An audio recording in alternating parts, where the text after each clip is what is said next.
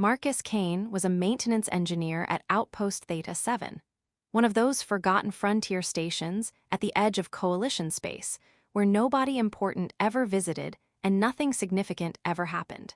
His job was keeping life support functional, repairing broken equipment, and ensuring the handful of researchers and traders passing through didn't freeze, suffocate, or fall through deteriorating deck plating.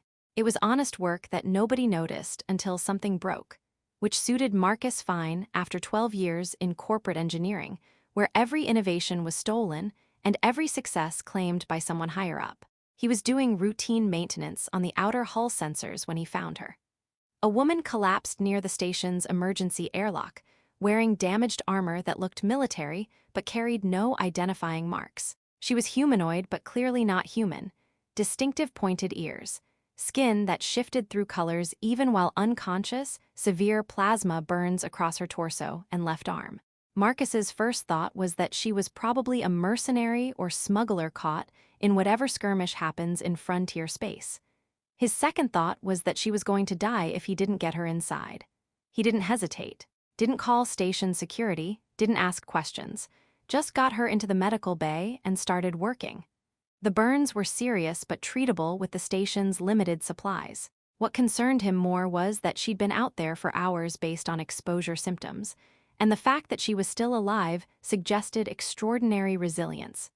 As he worked, Marcus noticed details. The quality of her armor suggested military, but the design was nothing he recognized.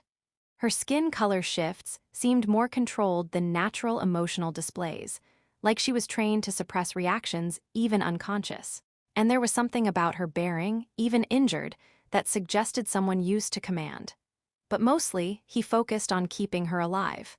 Because that's what you do when you find someone dying, you help them. Politics and questions can wait. The woman, she introduced herself only as Kess when she regained consciousness, was wary in ways that went beyond simple survival instincts. She watched Marcus with tactical assessment that confirmed his suspicion she was military. But there was something else.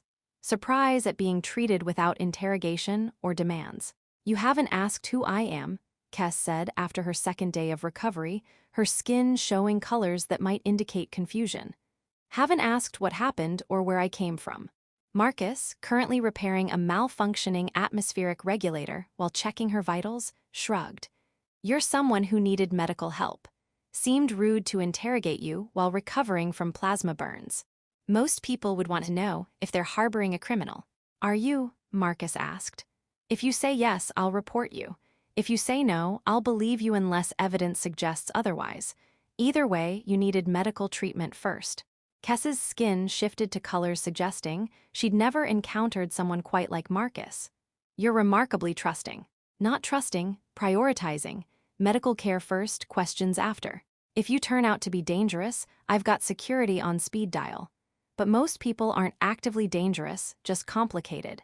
Over following days, as Kess recovered, they developed odd rapport built on his complete lack of interest in her background and her growing curiosity about someone so apparently incurious. Marcus showed her around the station systems, explained what he did, shared meals, and treated her like a temporary resident rather than a mystery to be solved. "You're a strange man," Kess said one evening while Marcus showed her the primary power coupling held together with improvised repairs. "Most humans I've encountered are ambitious, curious, eager to leverage any advantage. You seem content with maintenance work on a forgotten station.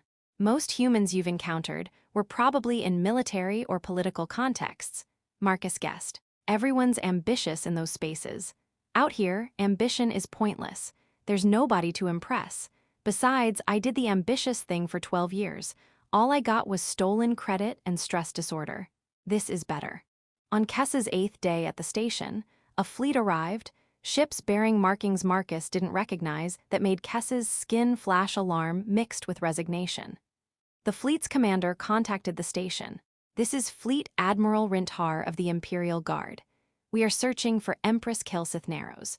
Harboring the Empress without notification is a Class 1 offense under Imperial law." Marcus looked at Kess, who sat very still, her skin showing difficult decision colors. "Kess isn't your real name," Marcus said slowly. "Kess is a nickname, My full name is Kelsith Narrows. I'm the Empress of the Valeth Dominion, the power in Cold War with the Coalition for 15 years. I was traveling incognito to a summit when my transport was ambushed by extremists from my own government who don't want peace. My guards died protecting me. I barely escaped and ended up at your station because it was the nearest habitable location.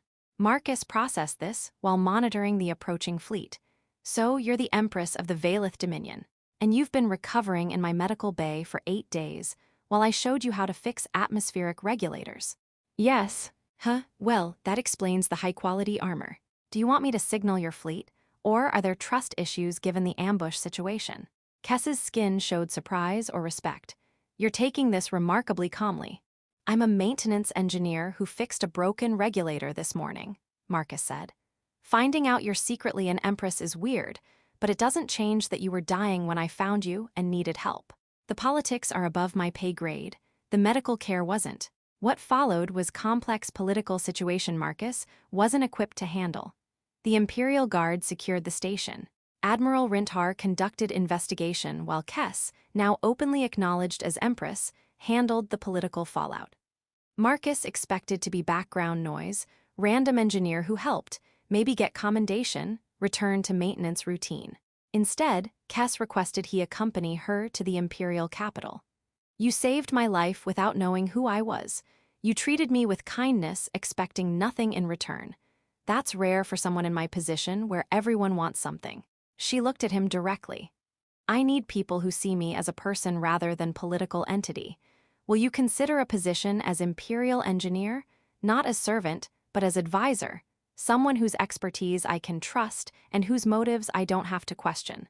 Marcus said, I'm not qualified for Imperial politics. I fix things. I don't know anything about advising empresses. You're qualified to fix things, and you're honest in ways people who have spent lives in politics aren't. That's more valuable than you realize. I'm not asking you to become politician.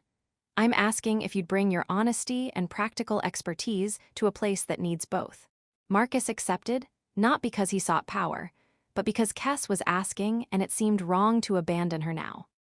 3 years later, Marcus was officially Imperial Chief Engineer, but practically much more. One of Empress Kael'thas's most trusted advisors precisely because he had no political ambitions and treated her like a person. When peace negotiations between the Valeth Dominion and Coalition finally succeeded, reporters traced the shift to the Empress's near-death experience and subsequent reforms. When they asked Marcus about saving the Empress's life, he gave his straightforward answer. I found someone wounded at my station. I treated her injuries because that's what you do when someone needs help. The fact that she turned out to be the Empress was surprising, but it didn't change that she needed help, and I was in position to provide it. Kess said, Marcus Kane treated me with kindness, expecting nothing in return, just genuine help because I needed it. That taught me that genuine kindness still exists if you're willing to recognize it. He stayed not because he seeks power. He'd be happier fixing atmospheric regulators, but because he's kind enough to help and honest enough to tell me when my ideas are terrible. That's more valuable than any ambitious advisor, because they'd learned that genuine kindness reaches the highest thrones precisely because it expects nothing in return. That sometimes the most valuable advisors are those who would rather fix atmospheric regulators than play political games.